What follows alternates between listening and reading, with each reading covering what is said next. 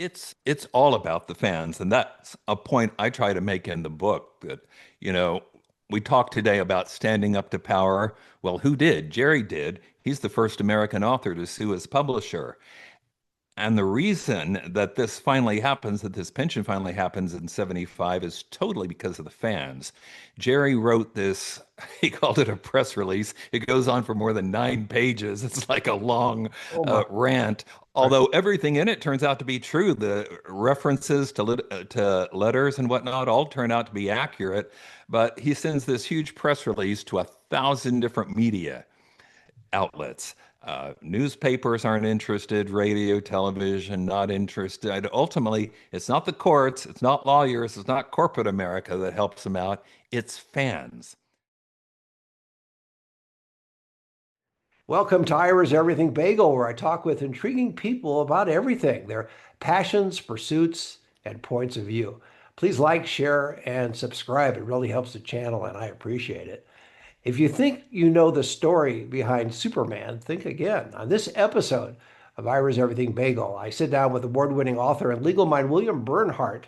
His book, The Superman Wars, uncovers the untold story of two young creators, Jer-rySiegel, Joe Shuster, whose iconic creation became a global symbol of hope, while they themselves were left fighting for recognition, rights, and justice. We'll talk about the legal battles that changed creator rights forever, the historical forces that gave rise to Superman in the first place, and why the story still matters, especially today in a world where content is everywhere, but ownership isn't always clear.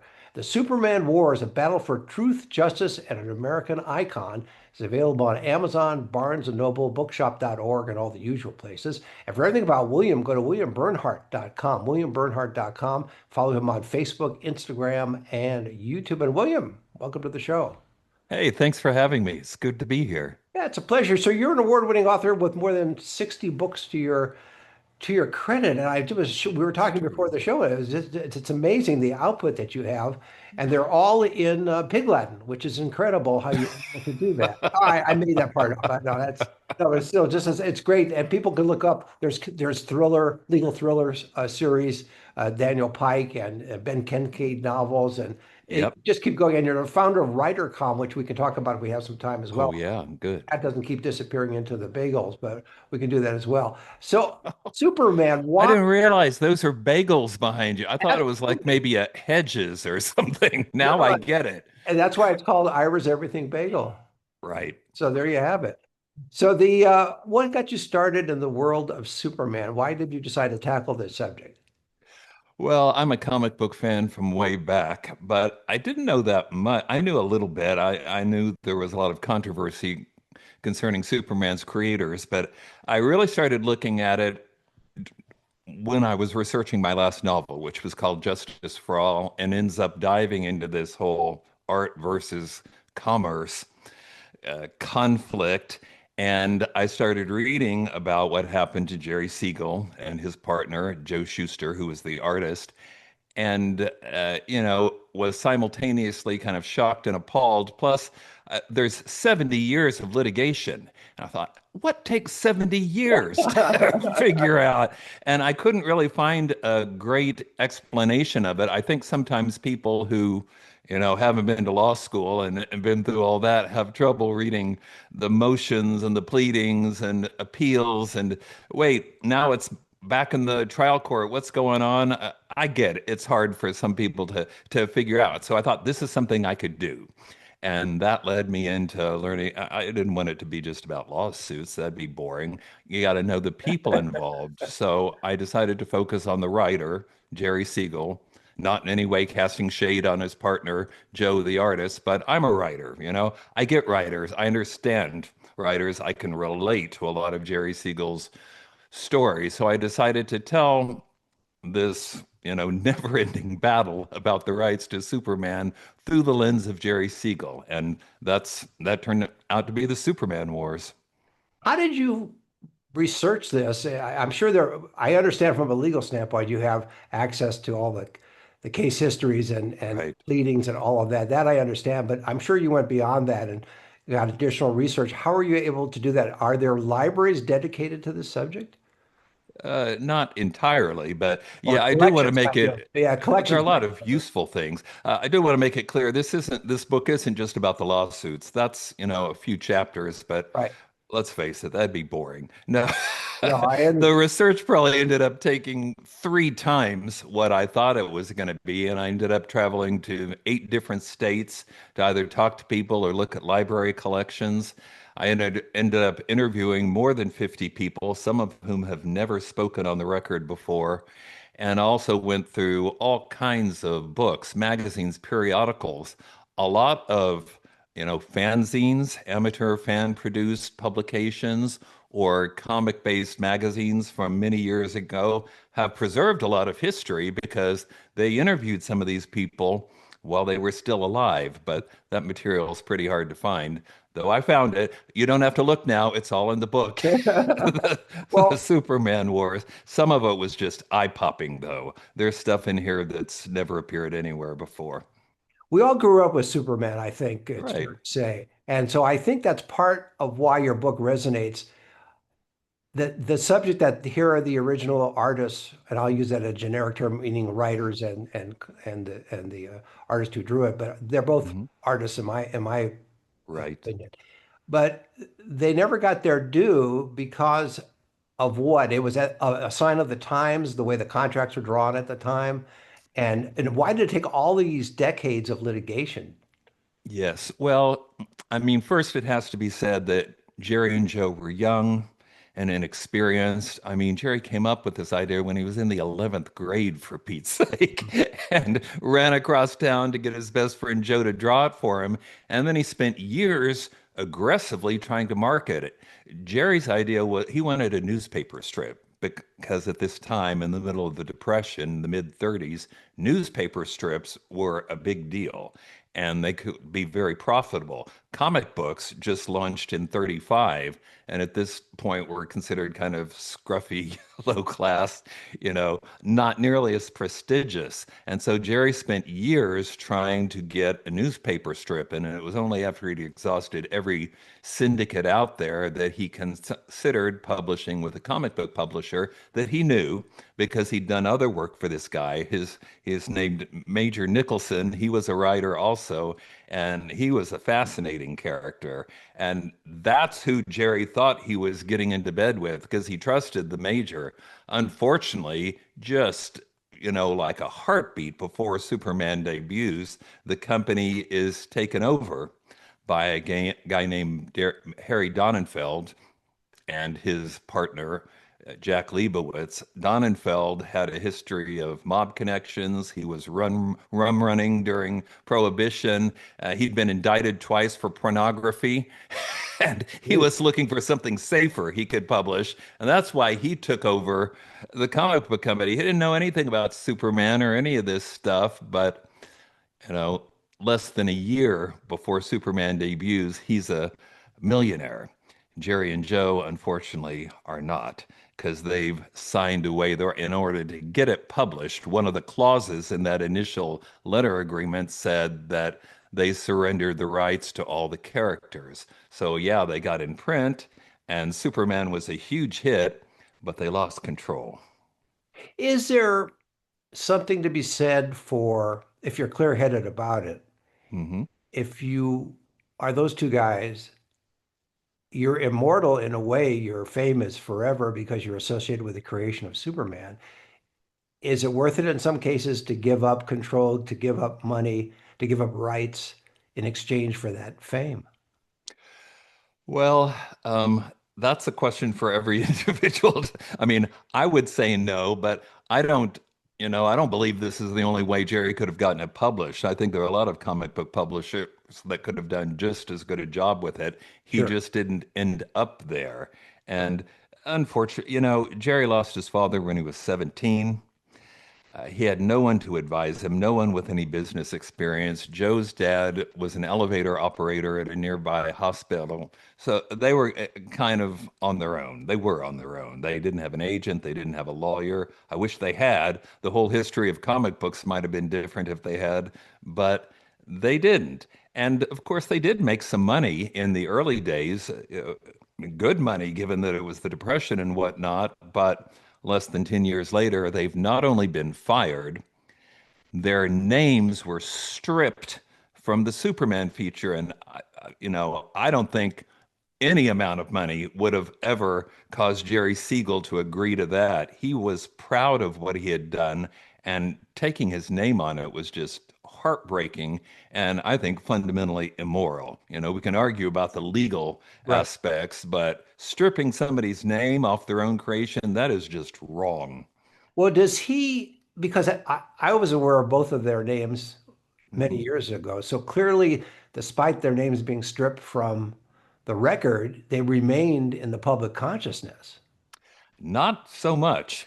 Between, I would say, 48 and 75, I bet there are a few people who had any idea who Right. Superman's creators were or Okay. what they were doing at Guess this I'm the time. exception to the rule because I just knew of the two guys. But Well, well, yeah, go yeah, ahead. no, I was gonna say, well, so what was the most surprising thing you found in your research? And maybe many things, but maybe if you had one or two that surprised you in your research and in talking with people about this, not just about the two guys, but really why it took so, why it was in litigation what Hmm. seems to be an entire century.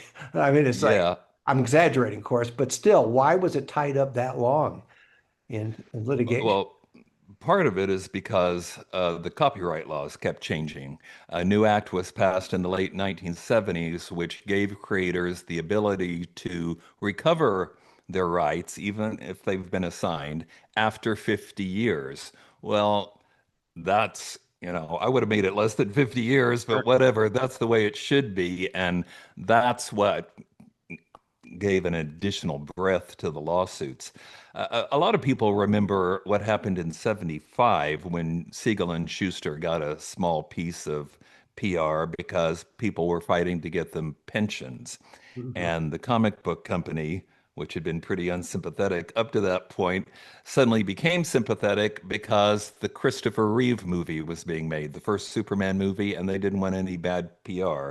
So they ended up giving, this is after decades of these guys living in poverty or on the brink of it, finally give them a small $20,000 pension, which is nice. But let me tell you, that is not the end of the story at all. If that's all you don't know the story because there's 50 years more of stuff, and that's just the moment when the worm starts to turn in Jerry and Joe's favor a little bit, but it is far from the end of the story.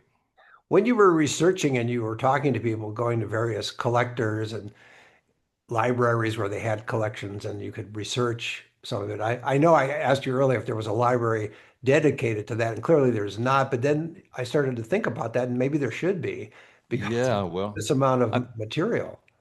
There is technically a thing called the Superman Museum, which is in, get this, Metropolis, Illinois, the only city in America that's actually named Metropolis. But that's more a stuff museum, Right, artifacts and right. whatnot. There's no central Superman library, although the Cleveland Public Library, which I went to, and a wonderful man named Don Boozer helped me out with that collection, and they've got a lot of great stuff. Cleveland is a city where Jerry and Joe both lived and grew up, and so it's sort of Superman's hometown. They've now got a Siegel and Schuster Plaza that was just dedicated last Right. year with statues of the Yeah. guys, and that was very nice.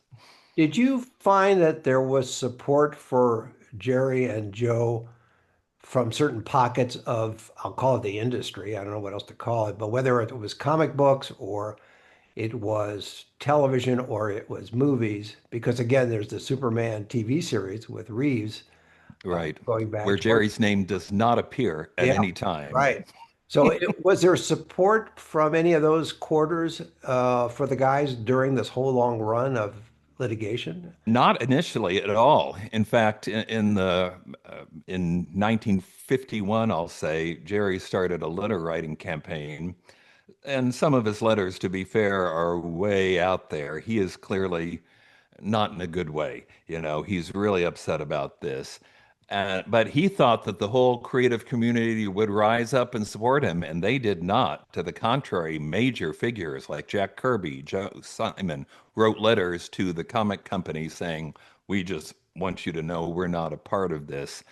It was only, like I said, about 1975 when Neil Adams, a great comic artist, and Jerry Robinson, who had been in the business since the early days, he was one of the early people to work on Batman, and in fact co-created the Joker and Alfred and other figures. And he understood that this was just wrong. And together they mounted a PR campaign, get these guys on enough TV shows and enough newspapers. And that's what led to the small kind of stop yakking already. Here's a small pension kind of stuff. To be fair, it got better in later years. There Right. were cost of living bumps, but uh, Still, I mean, it's such a token. the amount of money that was generated and they're not getting a decent Yeah. amount from This it. is a character that now makes Warner Brothers about $450 million on average every year. Yeah. You'd think they could find something for the creators. Yeah, and it has changed, and I want to talk to you about that in a minute. Were there pockets of support? I mentioned a moment ago, and you just talked about people that you think would support them and didn't. But were there pockets of support from fans who remembered their names from the early days? That It's all about the fans, and that's a point I try to make in the book that, you know, we talk today about standing up to power. Well, who did? Jerry did. He's the first American author to sue his publisher. And the reason that this finally happens, that this pension finally happens in 75, is totally because of the fans. Jerry wrote this, he called it a press release. It goes on for more than 9 pages. It's like a long oh my, rant, right. although everything in it turns out to be true. The references to letters and whatnot all turn out to be accurate. But he sends this huge press release to 1,000 different media outlets. Newspapers aren't interested, radio, television, not interested. Ultimately, it's not the courts, it's not lawyers, it's not corporate America that helps them out, it's fans. Because by the 70s, this group of comic book collectors, grown-ups who take this seriously and appreciate the artists behind these characters thought that this was wrong. And that's where stories about Jerry and Joe first start appearing in fanzines. Mhm. And eventually that gets picked up by the mainstream press. And eventually from there it goes to television appearances, which ultimately leads Christmas of 75 to them getting these small pensions.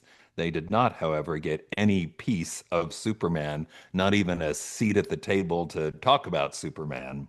Were they required, based on your research, were they required in order to get these minuscule pensions? Were they required to sign a piece of paper that once again gave away any other claims or rights to their product? Existing at that time, yes, totally. They also agreed to, stop complaining about the fact that they didn't control Superman, which I have to say, Jerry did not do at all. But he just could not help himself. He Well, thought that yeah, was I mean, it's his life. fundamentally Course. wrong. Yeah, of Yeah. course. He creates something that grabs the American imagination and other countries, I'm sure, as well, but mainly in America, grabs Mhm. the imagination of American kids initially, and those kids grow up and they're Yep. still, fans of Superman. Was you mentioned the litigation? Did the Mhm. lawyers who represented Jerry and Joe, and by the way, were Jerry and Joe on the same page about all this? Yes, although Joe was a much quieter, more gentle person, that's why Jerry was in effect, their agent. He was the one who sent the letters and tried to get the deals, and then he'd bring them to Joe, and Joe would sign it. And it's the same thing here. Had it been left to Joe, Joe probably would have worked quietly for not very much money, but he would have had a job Right. and would have been perhaps happy with that, but Jerry wasn't. Jerry was the one who always fought and could always, reluctantly get Joe to join in whatever the next lawsuit or whatever was going to He was a be. spark plug of the duo in that He sense. was. Yeah. But that's the only reason we know who Superman is today, Oh you yeah. know? No, it makes sense. Well, when the lawyers sued, when Jerry's lawyers sued, were the lawyers okay? See how I can phrase this. Were He they was working? totally outlawyered. Is that what you're going No, for? not at all. I was Oh, actually okay. going for. I'm glad I didn't reveal my hand to you. Okay. But no, were they working I mean, Jerry was not rich and Joe was not rich. So were they working on contingency basis? Or did they have to pay their lawyers a lot of money to fight this? No, they had to pay the lawyers a lot, and that becomes a big part of the negative outcome, if you will. Just to give you a thumbnail of this, and it's all in the book, Right. but Jerry's drafted in 43, so he has to go overseas to fight in World War II. He actually worked as a journalist most of the time, just as well. I don't think we wanted Jerry on the front lines. He was best off as a writer. But while he was gone and couldn't do anything about it, the company basically took control of the whole Superman operation, including Joe, who they clearly tried to court and win over because he was separated from his pal for a little while. Sure. Plus, they take a script that Jerry had submitted that they rejected multiple times for a new character that would be called Superboy, which would be the adventures when he was younger and he'd use Right. his powers to play pranks on people and lived in small town. It was more of a rural life, and they rejected it. Well, they ended up running it while Jerry was gone, even though they didn't own it. They hadn't paid for it. They had no right to do it, but they run it, and it becomes a big hit. So Jerry comes home and finds, for one thing, he's got massive debt that his wife has incurred while he was gone. And meanwhile, these guys are making millions every year off his creation, and he's just had enough. So he sues, of course, over the Superboy matter, Right. but also tries to get back Superman. He's successful on Superboy, but not on Superman because, like it or not, he signed that piece of paper. Correct. And he ends up settling the Superboy part because he's so desperate. He owes 22,000 in back taxes. He owes 20,000 to lawyers and another 10 to an advisor named Albert Zugsmith. So he's in panic mode and ends up he shouldn't have settled. He should have taken it to some other publisher and said, "Hey, you want a Superboy?"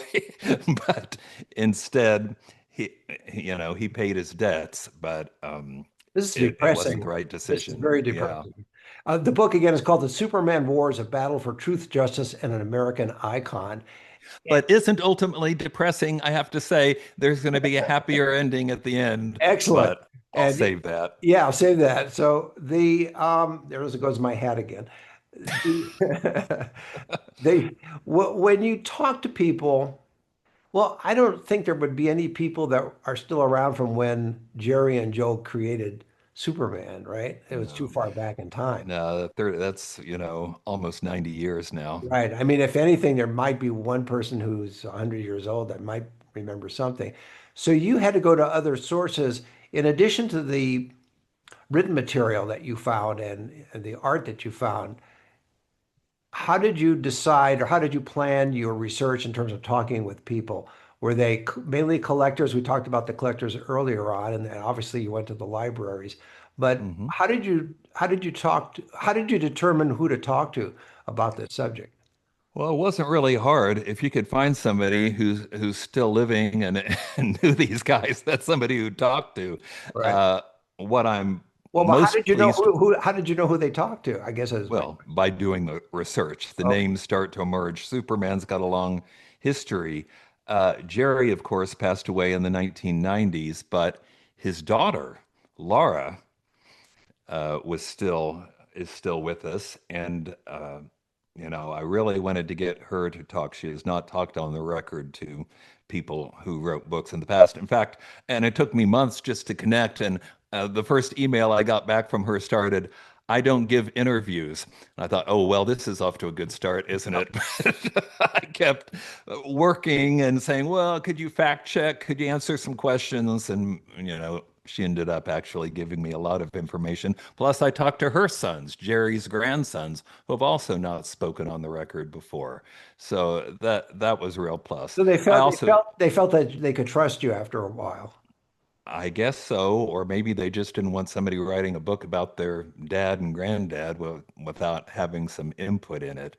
They only, they didn't talk about litigation matters, and I understand that. It's Sure. probably all Right. triple locked with NDAs and that kind of stuff. But wonderful stories. Just to give you an example, Jerry ends up meeting Laura's mother, obviously, Joanne Siegel, who was the original model Joe hired to pose for Lois Lane. Because he wondered, what's a woman look like when she's been carried through the air and stuff like that. So he got a model, and and 13 years later, Jerry, who of course was the model for Clark Kent, the guy with the spectacles and the stuttering, nervous guy who's not popular with women, they meet again at a cartoonist ball and fall in love. And so the model for Clark Kent ends up marrying the model for Lois Lane, Great story. and their daughter grows up to become a reporter, an award-winning reporter many times over. I mean, how perfect is that? Yeah, that's Couldn't all. have made that up. No, I know. That almost sounds like it's designed um, for a book that it actually didn't happen in real life, but it clearly did. Yeah. You of course went through all the legal because that's your background. You went through all the legal machinations, and were you surprised with your background? Yeah, I'm surprised that somebody didn't do more for their creators. I mean, I talked about the people who are in control of this company in the early days, and uh, they it's not the way you'd run a company now. In 1976, for the first time, Jeanette Kahn, somebody with actual college education and business experience, takes over DC Comics. And Mhm. at that point, it becomes a whole different company, run much more, along the lines of where you think a company full of creatives should be run. I wish they could still do more for their creatives, but it's way better than it used to be. And I think she and Paul Levitz, who worked directly under her, were very good. Not suggesting that they're throwing money around, but they treated Jerry and Joe with respect. And that was an important change of pace. Plus, along the lines, Warner Brothers is part of the same corporate family, and Warner Brothers is controlling DC Comics. So Warner's could handle all the litigation, which left Jeanette and Paul and others at the comic book company free to be nicer to these two guys, even when there were lawsuits pending. Amazing story. Before I let you go, what's the one thing you'd like people to take away from reading your book? Again, it's called The Superman Wars, a battle for Mhm. truth, justice, and an American icon. Well, for one thing, it to me emphasizes the importance of family because sure, it didn't happen overnight and it didn't happen easily, but the only reason we know who these guys are now, and the only reason that there is a decent agreement now with the family is because they stood up and fought as a family. They stuck together, not others did. The Shuster family did not handle it this well. That's covered in the book, but it does detail to me the importance of family. In the early days, Jerry has nobody to talk to. Later, he has his wife, who becomes, in effect, the agent for Jerry and Joe. And when she passes, Laura takes over the litigation. This is a family that's stuck together. And that's why today, if you look in any comic book with Superman in it, it will say Superman created by Jerry Siegel and Joe Shuster by special arrangement with the Jerry Siegel family. Excellent. Well, that's a great way to leave it. My guest Yeah. has been William Bernhardt. He's author of The Superman Wars, a battle for truth, justice, and an American icon. It's available on Amazon, Barnes& and Noble, bookshop.org, and all the usual places. And for everything about William, you can go to williambernhardt.com and you can follow him on Facebook, Instagram, and YouTube. And William, thanks for being on the show. Thank you. I enjoyed it. Thanks. And join us every Thursday for a new schmear on Ira's Everything Bagel.